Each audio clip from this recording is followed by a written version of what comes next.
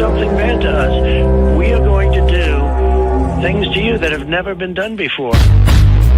We the people tell the government what to do. It doesn't tell us. We the people are the driver. The government is the car. And we decide where it should go and by what route to do. We the people are free.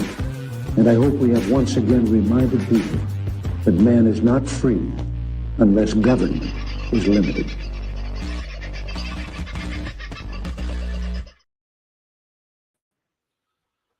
Well, good evening, folks. How are you? I hope you're doing all right. Yes, you'll see a lack of background. That's because the piece of shit that I pay a fortune for every month to bring this wonderful little service to you seems to be having issues providing backgrounds at the moment. So there you go. You've got the back wall. I do apologize. What an interesting time we live in. And I know folks who follow Charlie will probably say, "I'll stop pinching Charlie's words, Carl." But I've got to say it's interesting. Trust the plan, they said. Well, there's a lot to talk about when it comes to trusting the plan. And a lot of people are starting to talk about it. We shall get to the plan shortly. First in the room tonight, the lovely Sandy Kay.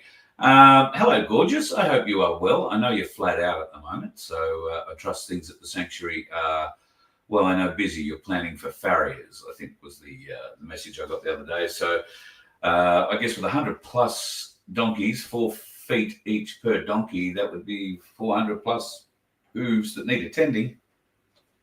You got to think that's got to be a pretty big day and fairly expensive. Thankfully, we have a new lottery going. So if you haven't bought a ticket yet, folks, please get in the lottery.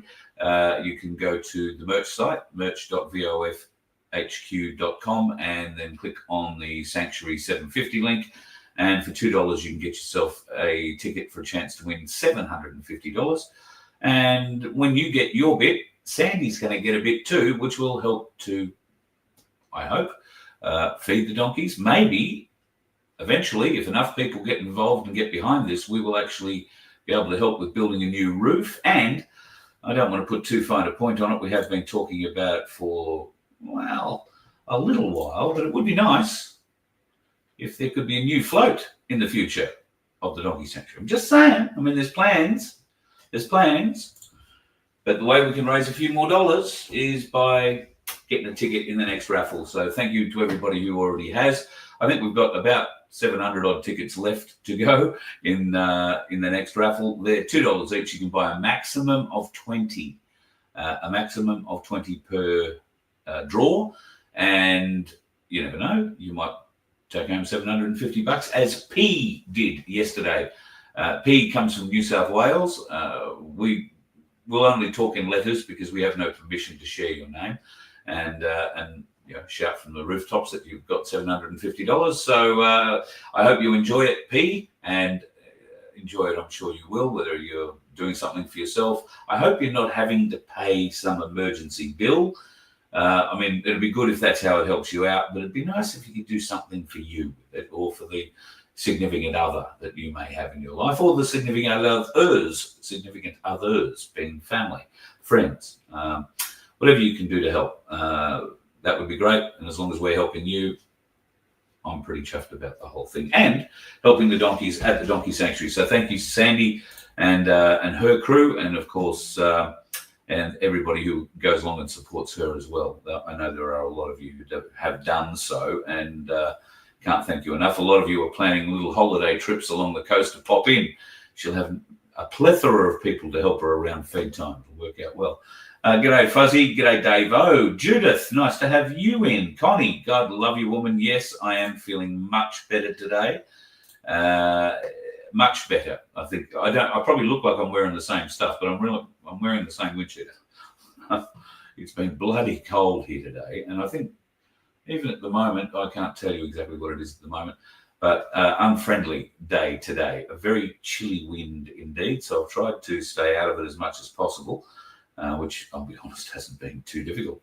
G'day, what that? G'day, Deb, and who else have we got in the room tonight? Some players on the chat. On Red Alert, g'day, Andrew, and Aussie Patriots in the house. nice to have you in the town, dude. Paul, nice to have you in. Paul Orchard and Paul Jones. Wayno from Wilmo, I was only thinking about you yesterday. Now, what was it I was thinking about you for? I don't know. Must have been thinking about coming to visit you, and it may have had something to do with slot cars. I can't be completely sure, Wayno, but it will come to me, and you may well get a phone call. You know how it works. G'day, V. I hope you are doing all right. And to everybody else who is in the chat, I can see Shane has pumped in. Rump has sold out. We are going to talk about that. It's a bit like trust the plan, don't you think, Shane? I've got to say, getting a bit tired, trust the plan, but it is what it is. G'day, Ian. Nice to have you there. Echo and very low volume. Maybe I'll pull the microphone over again. Jesus. Sorry, keep forgetting. So that'll make the sound a lot better, I'm sure. I'm glad I get to go and check these things. How far are we in? Only 7 minutes. God, there we go. Mike sounds funny. Yeah, thanks, Andrew. Okay, I think we've basically covered that. I've caught up to everybody who's now telling me that my microphone sounded like shit, and then I'll catch up to everybody who says now it sounds all right. Tony, cold in Melbourne too, mate. Well, at this time of the year, I would be expecting that. Spaz is in the house. Now, listen, folks, if you happen to be in southeast Queensland or you happen to be in and around businesses that might use trucks, I want you to keep an eye out for this truck if you can possibly do it. Now, this is a Mitsubishi Canter, and it has a rego number, which I might be able to get to, XQ39GC. This is Spaz's, one of our family members. Now, this is a Mitsubishi Canter. It's a few years old. She has been sitting for a little while, but there was a number of tools that were in the back of it, and a whole heap of stuff got stolen out of the back of it. And bugging me dead, the bastards have come back now and taken the whole thing now. Spazza doesn't have a great deal in this world, folks, but taking shit from him isn't helping. So if you happen to be in the southeast Queensland corner, in the Toowoomba, Lowood, Esk, Ipswich, maybe down towards Boona, Bow Desert, Jimboomba areas, keep an eye out for this truck, and please get in touch with me or the police if you happen to find it. I'll put the plate up there one more time. XQ39GC, X-Ray Quebec 39 Golf Charlie. And I dare say the plates will be stripped off it by now, but you might get lucky. And if you just happen to see it while you're pulled up at a servo or see it on the side of the road somewhere, please either email me, carl@vofhq.com, but call the police and quote that rego plate number, and they should come running for it. That would be the hope. There was also I'll call it a shell, if you like, of an HZ Holden that was stolen as well. And it has a front end on it. It's basically blue in color. It didn't look to have too many wheels on it. I've only got a long shot of it, so a bit hard to show things. But Spaz, if you can get me another photo or a clearer photo of that, I'll put that one up too. By the looks of it, that's either going to be used for panel parts, or somebody might be interested in putting it back together if it's a straight chassis. So keep an eye out. Thieves, bastards, they're everywhere. And lock your stuff up, I guess. That's probably the only thing we can do. And even then, it's not bloody safe sometimes. I know that truck looks like an old toll truck. It actually does look a bit like an old toll truck. You're right, Tony. So, yeah, please keep an eye out for that one, folks, if you're in and around southeast Queensland. Spazza will probably throw a few more details up in the chat. I see he's in there chatting tonight. So, all right, let's get on into it, shall we? Trust the plan, they said. It's about how I feel, and I'm pretty confident about how you feel. The plan has been a great thing. It got us all motivated. We wanted to believe the plan, and by God, we got behind the plan. We trusted the plan, and I dare say to a certain extent, we still trust the plan because we have so much invested in the plan. We trusted the plan because the people presented as part of the plan gained our trust. Now, they gained our trust because of the words they said and the way they said them. They spoke them with honesty, we thought. They spoke them with intent. And that's probably the biggest thing. They had intent to fulfill the words that they spoke. Now, a lot of words were spoken. Pam Bondi said a lot. The DOJ may be releasing the list of Jeffrey Epstein's clients. Will that really happen? It's sitting on my desk right now to review. That's been a directive by President Trump. I'm reviewing that. I'm reviewing JFK files, MLK files. That's all in the process of. So people took that to mean, and I've got to admit I did too, and at other times when she was asked about them, that there were Jeffrey Epstein files to review, a client list to review.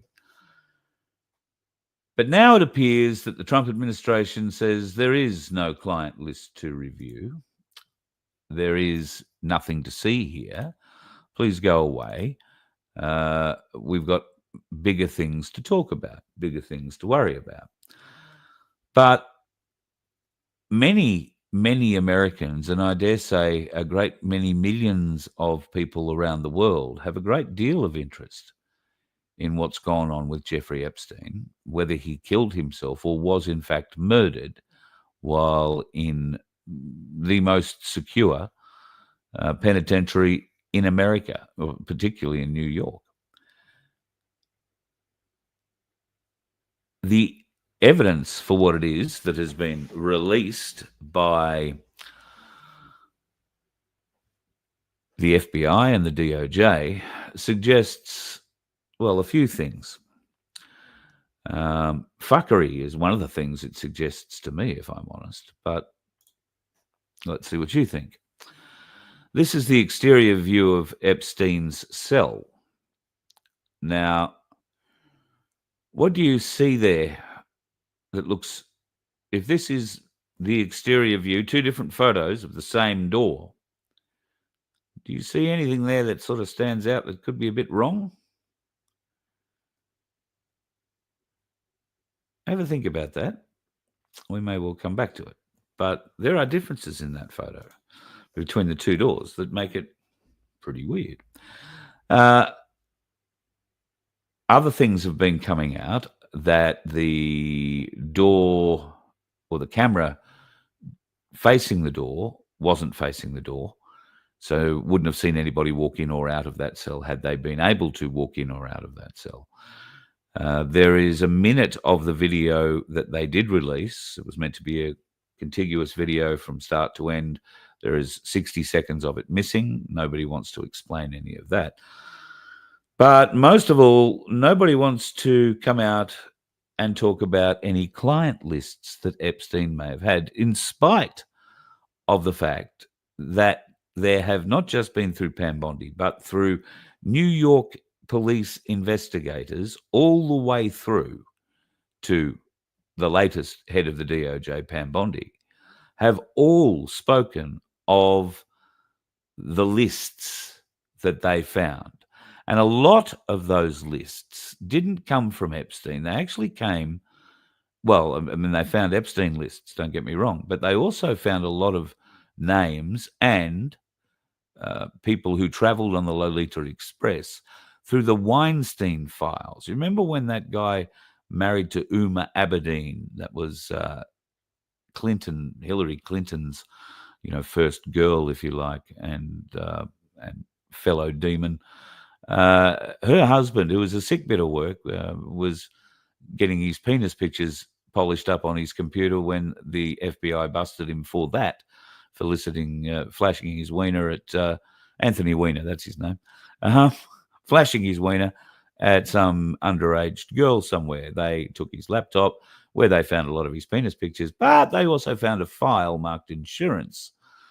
This was from Abedin, and it contained, among many things, files on those who traveled on the Lolita Express, including her husband, herself, Abedin, and others. And, of course, there was a little file on there called Frazzle Drip, which we know exists. How is nobody charged? How is it that the client list doesn't exist? And they might be telling the truth here. All right? How might they be telling the truth? Because I've been racking my brain for the last 18 hours trying to figure out how they expect the world, or clear-thinking individuals who they've been waking up for the last 3 to 5 years, well, and some in some cases 40 years, how do they expect us to swallow this shit? Trust the plan. Well, we trusted the people who were apparently running the plan and starring in the movie that was part of the plan. There are expectations. How is it?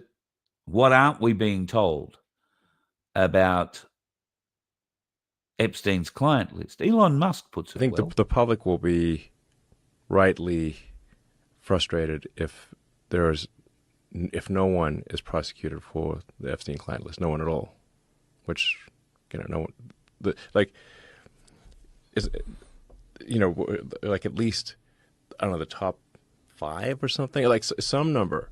There should at least be an attempted prosecution of the worst offenders. Well, particularly if Ghislaine Maxwell is in jail for sex trafficking. Yes. Because, trafficking that means sex to trafficking who? occurred. Right. So she's in jail for it. Yes. So who were the clients? Yeah. Yeah, how do you put someone in jail and you don't even name the clients? That sounds kind of insane. I think it does sound kind of insane. She got 20 years, Ghislaine Maxwell. Now, the way that Ghislaine Maxwell and Epstein worked was as a team, an intel gathering, blackmail gathering team. She was taught by her father, Robert Maxwell, who disappeared off the back of the boat one night while she was on the boat, and was never seen again. Didn't we have a prime minister? He didn't need a boat. He just went for a swim. Anyway, that's another story. Ghislaine Maxwell was in charge of getting the girls. Now, this is clear because of the evidence presented in her trial against her, in some part against or presented by Virginia Giuffre, who died recently. There were many others who presented the same evidence, and it's all there publicly to go back and have a look at if you decide to go there. However, what isn't clear is who these trafficked individuals were for. The only person that we are aware of, and I've got to be careful what I say, suspect of being involved as an end user, if you like, of trafficked individuals through Jeffrey Epstein, is Prince Andrew.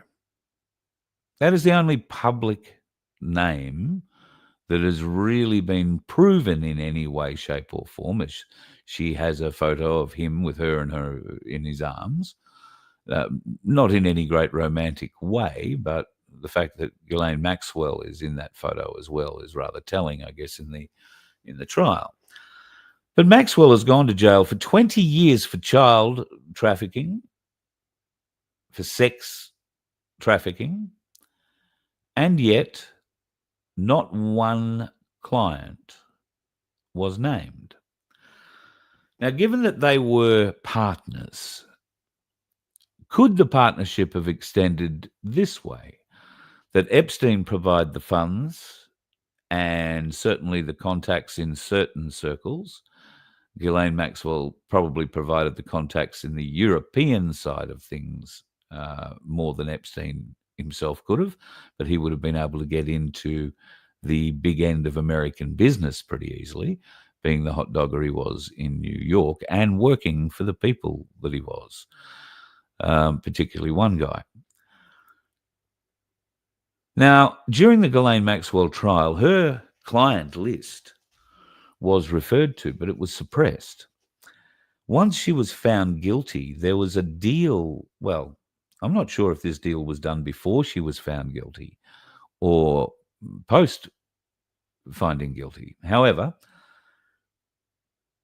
her deal was that client book, that list of names, that little black book, would not be released. There would be no further action if she swallowed 20 years in jail.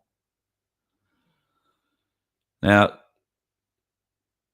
I've seen some very interesting analysis today, particularly with one fellow who was talking to Tucker Carlson about this, who believes that the message that the American people are seeing today and yesterday, that there's nothing to see here, there is no smoking gun, there are no client lists, there are no stars or celebrity names, there is no salacious gossip, alongside the fact that Diddy managed to escape guilty findings on, I think, 3 of the most serious charges. He's facing some jail time because he was found guilty on a couple of others. But by and large, the very serious charges have all gone bye-bye, and he doesn't have too much to worry about. He'll probably get out on time served, but he won't know about that until October 3, when he goes back to court. Now, where are all these names? Where is all the detail we've been waiting for? Well, maybe it is the case that Pam Bondi and Kash Patel, the head of the DOJ and the head of the FBI, respectively, and Dan Bongino, the deputy head of the FBI, are telling the truth. Maybe they don't have a client list. Maybe they don't have the evidence. Maybe they don't have the paperwork. Because if we are to believe and trust the plan, then the White Hats will have all of that. Everything. And just, to be sure, I want to play a little thing that came out quite a few years ago now from a very well and highly respected former CIA agent. Now, this only goes a little over a minute and a half, but this is why many of us trust the plan. We have it all. All of the illicit wealth in the world has been tracked by the National Security Agency for the past 15 years. We now know beyond a shadow of a doubt that Wall Street has stolen $100 trillion from Main Street with naked short selling. We also know that Wall Street has laundered $100 trillion in dirty money from trafficking in children and women and drugs and guns and gold. I could never tire of saying that 90% of the people in the U.S. government, the U.S. military, the U.S. intelligence community are good people trapped in a bad system. The secret intelligence community serves the deep state. It does not serve the American public. And CIA in particular has been doing torture, rendition and torture, drone assassination, regime change, helping to start wars based on lies, all because war and trafficking in humans and drugs and so forth are a profit center for Wall Street and the deep state. And once the president gets Benny into NSA and processes 100% of what we have at NSA, we have every single one of you by the balls. You cannot survive this. You have one out. The Truth and Reconciliation out is make the deal, motherfucker, or you are going to die.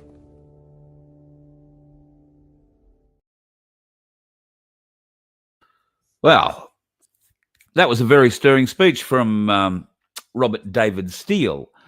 Now, he had a wonderful podcast going himself. He's written a number of books, and then all of a sudden he died. Not long after, well, I want to say actually he died prior to that being released.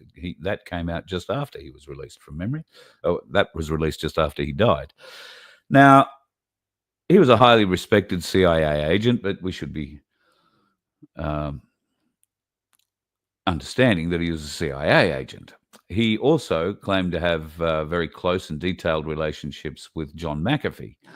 McAfee, of course, died himself after being chased around the world by American authorities. Of course, he came back to life again recently he's been alive on Telegram now for a couple of years, I think. But somebody came out and showed a video of him recently purporting it to be recent. and he was talking about current day things. So unless that was really, really good AI, which I guess is possible, there is every chance that that Robert David Steele and John McAfee have been sharing a bit of time on an island somewhere. But that's only if you trust the plan. And as I said, to trust the plan, we had to trust the players.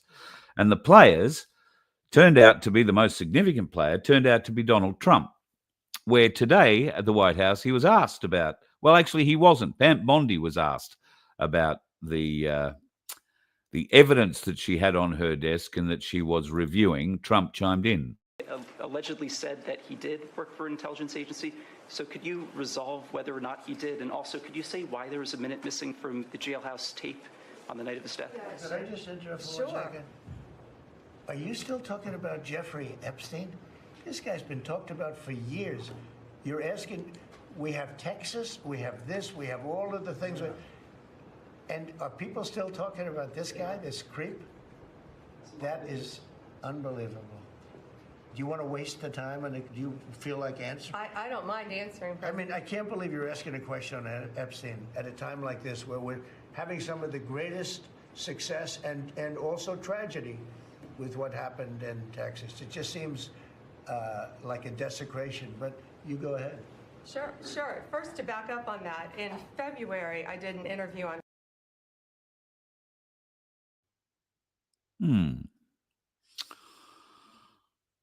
Well, if we are to believe Robert David Steele, the NSA had everything on everybody that end.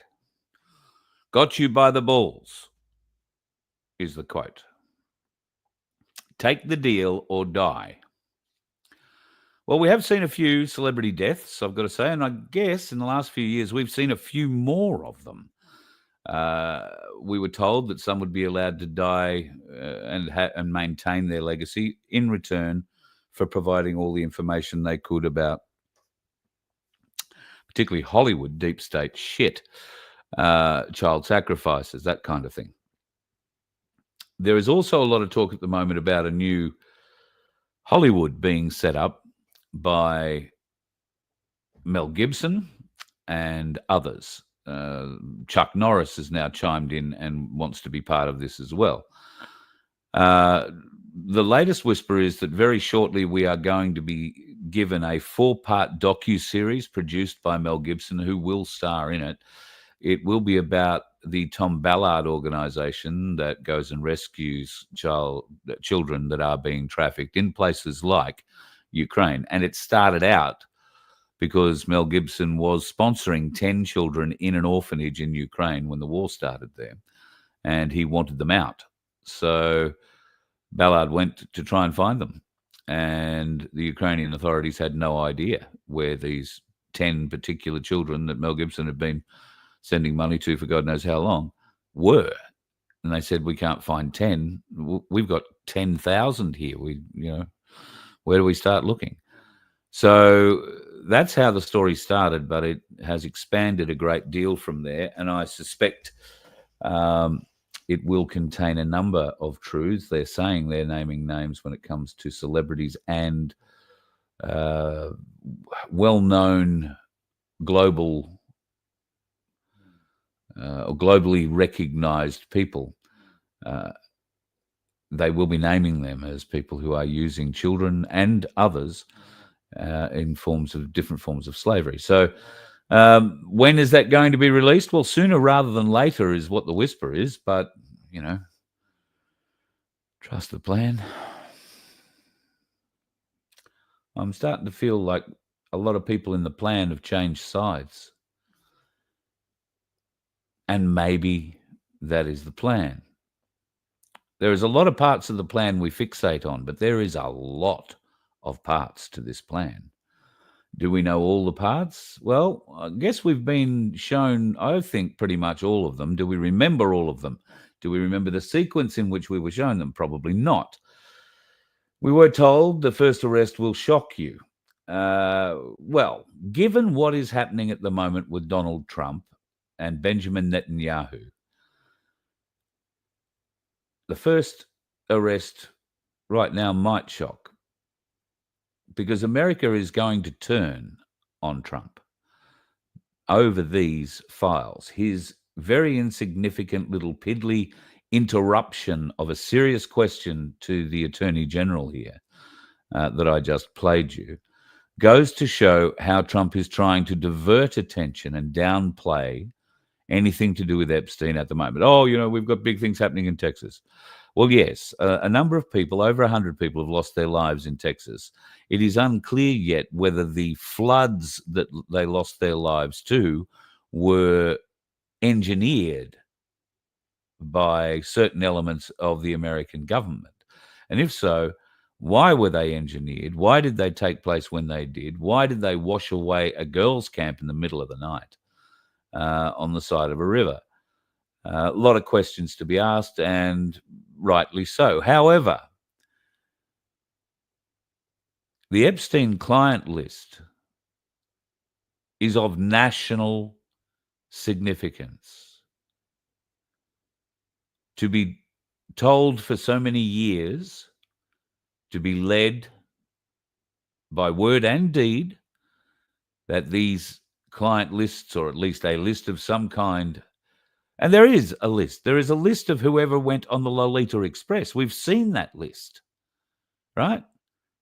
Those passenger manifests. So we know the names of the people who flew down there. But I guess what the link is, well, who knows what they flew down there for. But Pam Bondi said they had tens of thousands of hours of video of Epstein and children and all sorts of stuff. Maybe there were a few celebrities in those tens of thousands of hours. I know I've seen a video of Bill Clinton and a very young, and when I say young, 17, 18-year-old maybe, girl in what appears to be a pretty luxurious bedroom. I don't know that it's on Epstein Island, but Bill is certainly giving her more than a cigar to smoke at the time, I can tell you. It's pretty horrendous to think that Trump would try and get away with this farce with the administration pushing the fact, there's nothing to see here. There is plenty to see. Too many questions. Far, far too many questions left unanswered. So could it be that the military has all the evidence that the DOJ and the FBI don't, because the military got it all, and they're waiting to see what the DOJ and the FBI of this administration are going to do with it, and to see where the flex will come from, the power to shut down those investigations will come from. And right now, it appears to be coming straight from the Oval Office, because he is clearly, I won't say running a disinformation campaign, but he is trying to play down the significance of anything to do with Epstein by dismissing it in the way that you just saw. Now, he's got Netanyahu in Washington at the moment. Is there a bit of a coincidence that all this is starting to come up at the same time? I don't know. There are a lot of questions about Susie Wilkes, Donald Trump's chief of staff, her former relationship with Benjamin Netanyahu, helping him get re-elected and using Trump-style politics to get there. Don't know that actually worked in Israel. That I think their parliamentarians, and particularly their leaders, are selected, not elected, much like Australia's. Just probably done at a much higher level. And what is Trump doing? Trump is backing them up every step of the way. This is going to turn nasty, folks. The American people are not going to accept this whole MAGA thing. Trump is trying to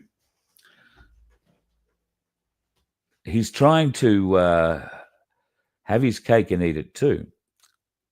In the last 24 hours, Trump's announced that he will consider putting on 200% tariffs on pharmaceuticals that are exported or imported into America. Now, one of Australia's biggest exports are pharmaceuticals. They are processed, made here, and sent to America.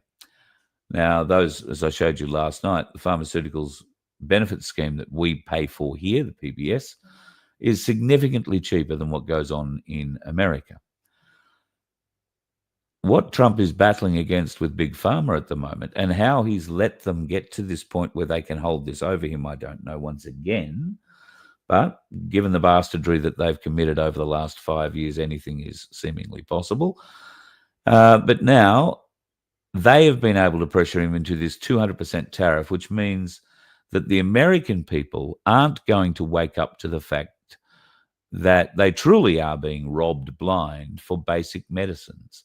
Now, if you have friends in America, and I know I haven't seen Gail on for a little while, but she might be watching this one, share this with your friends. Explain how the PBS works in Australia, and explain that America could do exactly the same thing to Big Pharma if their politicians weren't being bribed by it. There is no appetite within the Congress or the House of Representatives in America to do anything but help Big Pharma get bigger. And why is Trump saying 200% tariffs? Well, he wants to make manufacturing great in America again. So he wants those companies who've decided to move either out of America or who've never set up there, but who have set up here in Australia because it's cheaper to do so. I gather that'd be the only reason they'd do it. Or the government incentives that have been given to them through the Australian bribery factory in Canberra were just too good to knock back at the time. They will go where the money goes, have no doubt. What did Ford and Holden do? They sucked as much money out of the Australian people as they could. The Australian government, that red-headed clown, gave them another $20 million each, I think, from memory, to keep themselves floundering along for a little bit longer. They took the money, yeah, we'll stay open. 2 years later, all shut down, all shut up, all gone. Our manufacturing, car manufacturing capability, gone. Probably for good. Unless we do something like Trump. What about we start throwing 200% tariffs on anybody who wants to import a car into Australia? Okay, that's probably going to be a bit of a bastard on us, but there's enough of us with old Fords and Holdens in the back and enough of us who know how to tinker and get these engines going that I reckon might be an older nation for a while, but we could get some cars rolling. But we don't have to have a new car unless we make it here in Australia. Wouldn't that be a bloody great incentive to get manufacturing back up here in Australia? And I know it was a sports car, admittedly, not exactly a family tourer, but there was a guy in Toowoomba a few years ago who was making a magnificent little sports car there. Pete from Pinaroo has been responsible for building more than one sort of little car. I understand building little cars and building family saloons and making something saleable are completely different things. I'm just trying to say, why can't we make our own vehicles again here? Why can't we use our own iron ore to create our own steel rather than sending it to friggin' China to come back and build something out of it that way? Why don't we charge the Chinese huge, huge rates either for our ore, or we demand huge discounts from the steel that comes back? Don't let me get started on our gas. The theft and fraud that's been committed against the Australian people on the gas in this country is just staggering. So Trump is going to get manufacturing back into America, all right, because there'll be nothing here in Australia. That our market is far too small for these big farmerites to want to hang around and play ball in. They can manufacture enough tablets in a day in America to look after Australia for a month, whereas here in Australia, we might be able to do the same in reverse for America, but we do so at a much reduced cost, which Trump and his team do not like. So we'll probably lose that manufacturing ability as well. And I want to say the Albanese has been investing in that tech end, the biotech end of the business now to the tunes of hundreds of millions of our dollars for some years. What's going to happen with all that? That it'll be gone overnight. There'll be a lot of empty office space available in Sydney and Melbourne. Have absolutely no doubt about that. So once again, we're back at looking at our own manufacturing capability. And I mean, I don't know if any of you have the wherewithal or the contacts or the knowledge, but why aren't we doing this? Why can't we do this? I understand, the big robotic processing lines all cost, God knows how many millions of dollars or hundreds of millions of dollars to put together. But we also could go back to giving people jobs. We could go back to having craftsmen building vehicles again that were prestige vehicles compared to the plastic electronic shit that comes off the boat that we could rightly then place huge tariffs on. And yeah, if you want to go and buy one, go and buy one. But why wouldn't you buy something that's Australian made if it's just as good? Now, it'd have to be made at a reasonable price. Shit. There's our sticking problem, unions. Because they believe that anybody that puts a nut on a bolt has to be paid $86,000 a year to watch a machine put that nut on the bolt. I know that because a mate of mine used to get paid that to watch a machine do just that at a car factory. Put a nut on a bolt. Staggered. Union fought for that, and God love him, it's very hard to argue with people who are making that sort of money doing that sort of job because they're a bit incredulous about it as well. They think, yeah, I've got it all right. Yeah, it's going well. That's why the basic Australian Commodore, the basic Australian Ford Falcon, before they were discontinued and the factories closed, you couldn't buy one for less than $50,000. And if you wanted a good one, you were paying over $100,000. Who in their right mind would pay over $100,000 for a friggin' Commodore or a Ford? Seriously.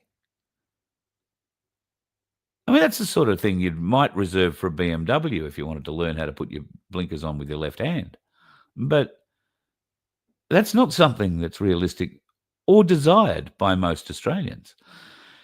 What we want is something that doesn't look too ugly, something that goes, can tow a good weight, is comfortable to ride long distances in, and is not necessarily going to drink a huge amount of fuel getting from place A to place B if you drive it in an appropriate fashion.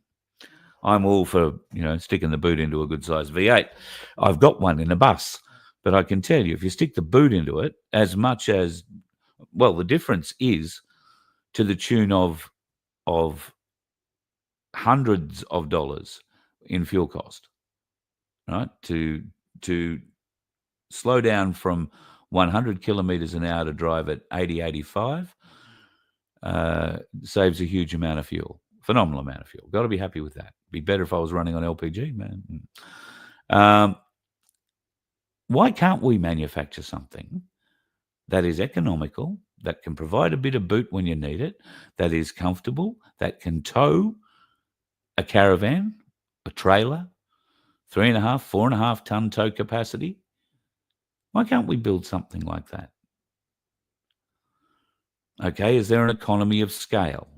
All right, I'm sure there is an economy of scale, but we have to start somewhere. And Trump, well, he's bringing everything back into America. And you know why he's bringing everything back into America, bringing all that manufacturing back in? Because the American dollar is worth nothing. And right now, the American manufacturing capability is only slightly better than ours. But Trump does have the right idea. Because if he's got the manufacturing capabilities back inside the borders of America, then they have export capability. And with export capability comes their ability to trade in gold. We will sell you all the pharmaceuticals that Australia was producing for you cheaply. You'll just now have to pay for them in gold to us in America, not the Australians. And that's the way the world is going at the moment. Gold is backing just about every major transaction at the moment. I'm working on something else I've been studying for the last little while about BlackRock's involvement here in Australia, and certainly their involvement in certain ends of the gold market. They're a buyer, a big, serious buyer, but they're also heavily involved, did you know, with the Commonwealth Bank? So much heavily involved that they actually own a sizable chunk of it, along with Vanguard and State Street. I'm not joking. They own the Commonwealth Bank, and they have been buying phenomenal amounts of Australian gold through the Commonwealth Bank in the last little while. So that might explain a little bit of what's going on with the gold price in recent times. In the most recent of times, the market, gold and silver, seem to have settled just a little bit. Ainsley Bullion at the moment showing the spot price for gold per ounce is $5,044.78, and for silver, $56.07. It's been sitting above $56 now for the last 3 or 4 days, and I was looking at some of the Ainsley Insights videos that they put out today, and the market is really in a stasis at the moment, but they're sticking to their guns, and not just Ainsley, but just about every other pundit is predicting that silver is going to be in for a good jump again shortly. So once again, if you do happen to have a spare 57 whatever dollars it is, get in and get yourself a deal on a little bit of silver right now, or a lot if you can afford it. If you have money in big super still, I would really, really, really recommend you speak to Mary Jane or Cass, Freedom Financial Solutions, because a self-managed super fund is the only way you're going to be able to keep that.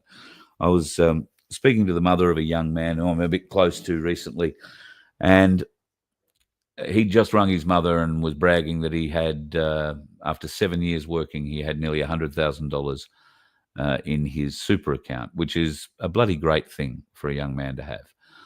He's also, made a prediction of what he'll have by the time he retires, and he's also playing the stock market with, a fairly considerable amount of money. And I suggested that maybe, putting a bit of money into gold or silver mightn't be a bad idea. That was not taken terribly well, I'll admit, because this guy in particular is sucked into the the excitement of playing on the stock market. That excitement, I imagine, will change a little bit when the crash comes. But I haven't given up on him. I'm going to keep pushing, and hopefully we'll get a little bit of gold or a little bit of silver into his kick, so that when the crash does come, and it is coming, it won't affect him so badly, and hopefully it won't affect you so badly. Having gold and silver in your safe, in a little safe place, backing your wealth, is going to be something of great use to you in the near, I believe, future. And it can only benefit you going further because, well, the prices aren't going down any, are they? I really do hope that you take that opportunity. You can go to ainsleyBullion.com.au and check out what they're doing online there. They have a special on at the moment, which I should actually probably get up here and show you. Now, this is it's only a 24-hour special, so it's on right now. I think it finishes about midday tomorrow. This is a Krugerrand, the gold Krugerrand that they have for sale at the moment. Now, this is $5,113.82. If you happen to have a spare $5,113.82, it's a nice looking little coin, always an interesting one to have. But Ainsley have a lot of specials. You can That's the only one I've got at the moment, but they do have specials running all the time. Well worthwhile popping in or going online and checking them out at ainsleyBullion.com.au. If you do buy either through store or online, don't forget to mention my name or Voice of Freedom, and you will get a little discount, which will hopefully aid you going further to maybe buy a little more product, which would be good. Let's just... I'm just having a bit of a look. I hate this new layout that they've given me here because I never know what's going on. Here is a little bit of a shock announcement that's happened. I want to say this happened in Griffith in New South Wales. An Indian boy or an Indian girl fluent in English, paid training available, reasonable wages, friendly staff. This has not gone down very well in Griffith or anywhere else at the moment. Now, not because it's an Indian advertising or advertising for an Indian or any such thing. It's just that form of advertising, I think, was outlawed in Australia maybe 30 years ago. You could not advertise for a specific kind of employee, a specific race of employee.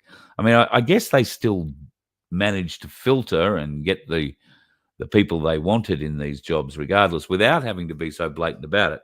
But this is something that when you come from another culture, where doing that kind of thing would probably be quite okay anywhere else. But you come here with our nappy-wearing bloody bureaucrats who've got the tisk pen out every time somebody wants to try and do something, whether it be give a kid a job and there might be a reason that they need an Indian-speaking kid, because the guy, let's assume it's a restaurant, cooking out the back, only speaks Indian, only speaks Hindi or whatever, and they need a bilingual so they can answer the phone, take the order. Maybe that's what it's for. I mean, there's no problem with it, but it is just the way it's been advertised. And this is a culture thing, and there are so many culture things now affecting Australian business, but they're also affecting us on the roads. Now, there has been, and the Noticer have been onto this for a little while, so too have Cairns News. And once again, you see a Sikh there wearing the turban and being spoken to by police. There aren't just Indian truck drivers of foreign nature in our trucks. We have any number of nationalities driving the trucks, coming into Australia on different visas and driving cross country. In fact, I have heard stories of one particular company that provides European drivers, particularly, a way to come out here for 3 months, essentially see the country, driving all over the country, working pretty much non-stop for international wages, which aren't Australian-based trucking wages. They are much less than that. They come out here, they get, let's say, for instance, they rack up fines, and it's pretty easy to rack up $10,000 or $20,000 or $40,000 worth of fines when you're driving these big rigs, right? Nothing is cheap on these big rigs, and if they do pull you over, if you are doing something stupid, then you get nailed very, very heavily. So what happens with these sorts of drivers? Well, this company puts them on a run that takes them from Sydney to Perth or Perth to Sydney. That will be their final run. When the driver finally runs out of points on an international license and there is court appearances waiting, that driver will get to his delivery port, call it Sydney or Perth, and he'll be put on a plane home with a bonus and never to be seen of again. The Australian authorities obviously do not have the ability to go and track down these drivers, much less get them to pay the fines that they've been issued. And I'm not sure that there is anything that comes back on the company either, because the company would be smart enough, you would think, to have a way around that particular little issue. Because if their company kept popping up as hiring these crazy drivers, you might find that the Department of Transport would look very strongly at that company. It doesn't appear that that is the case, but I'm reliably informed that that's what's happening with one particular company here in Australia and their use of international drivers. God help us if we're on the roads with those ones, hey, folks? It's bloody frightening is what that is. Bloody frightening. In Italy, there was a sermon given recently by a Pakistani imam. He was he'd been living in Italy for 30 years, but in his sermon, he said every Muslim must fight the infidels or face the catastrophic consequences. The next day, the Italian PM stood up and deported him the next day. Now, this bloke had been living in Italy for 30 years. No messing about, no waiting, no drama, as the thing says. Just get in and do it, get rid of him. Wouldn't it be nice if we could see that kind of action here from Australian authorities? I mean, I know they're trying to deport people, but they have a hard enough time getting rid of the criminals that they lock up here in our Australian prisons and then want to send back home again when they get released from prison. That doesn't always happen for whatever reason. Now, that imam's been in Italy for 30 years and they've sent him back to Pakistan. Now, my guess is, because most of the imams and most Muslim families do travel back to their home countries once they've got Australian citizenship. I think what needs to be looked at in many cases, not just for Muslims, but for anybody who immigrates to Australia, is once you get that all-important citizenship card, how much time do you spend here in the country? Now, we know there are many, many, many people who spend more time in Lebanon on an Australian passport than they spend in Australia living at home or their new home. The same can be said of a myriad other countries. The usual suspects. I won't name them now, but you know who I'm talking about. Why aren't we looking at those people and saying, well, hang on, you came here, you wanted to live here, but you only spend 3 months here now. Why is that? What do you do back there? Oh, I run businesses. Well, why did you want to come to Australia? Oh, I just wanted to come to Australia because there weren't bombs coming through the roof. But, I still want to go back there and run businesses. Okay, well, do we need to give you citizenship? Do we need to give you all the rights of an Australian to run a business in Lebanon or any other country? Just questions I think we should all be asking going forward. If we had half an opportunity to get any answers, that'd be a bloody great thing, I would have thought. All right, beautiful people. Oh, my God. Diane.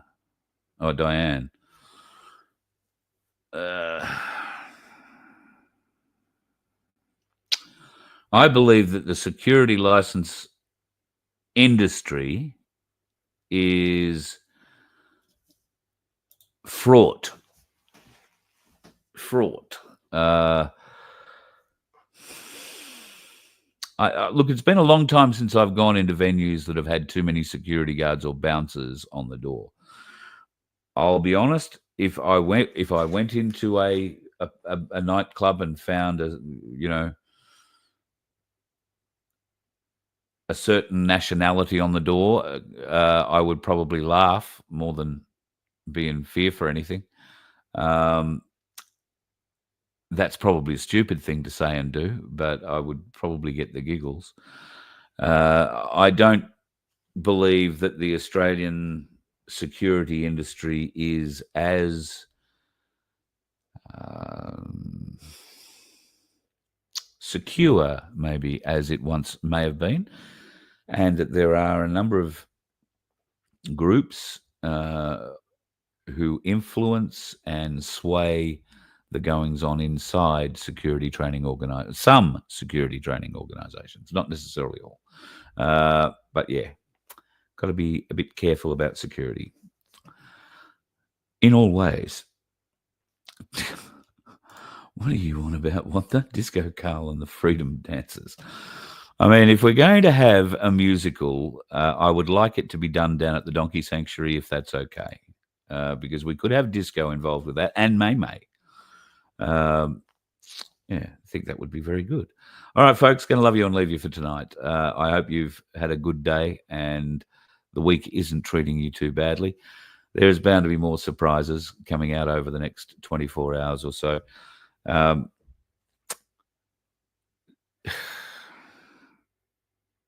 Trust the plan. I don't know. I need to see more parts of the plan coming to fruition to trust it anymore. I'm thinking we need to see a lot more parts of the plan, particularly the prosecutorial parts of the plan, particularly releasing the filth, the details of what these filth get up to. And yes, it will hurt the people. It will shock the people. It will give many of them psychological problems for the rest of their shortly jabbed days. But to not do it means the suffering continues. The children continue to be raped. The children continue to be sacrificed. The children continue to be eaten. It has to stop. Whether you trust the plan or not, it has to stop. And we did trust the plan to stop it. Now it just appears that the people we trusted to run the plan are just another bunch of dickheads. You let one ant stand up to us, then they all might stand up. Those puny little ants outnumber us 100 to 1. And if they ever figure that out, there goes our way of life. It's not about food. It's about keeping those ants in line. That's why we're going back. Does anybody else want to stay? Let's rock!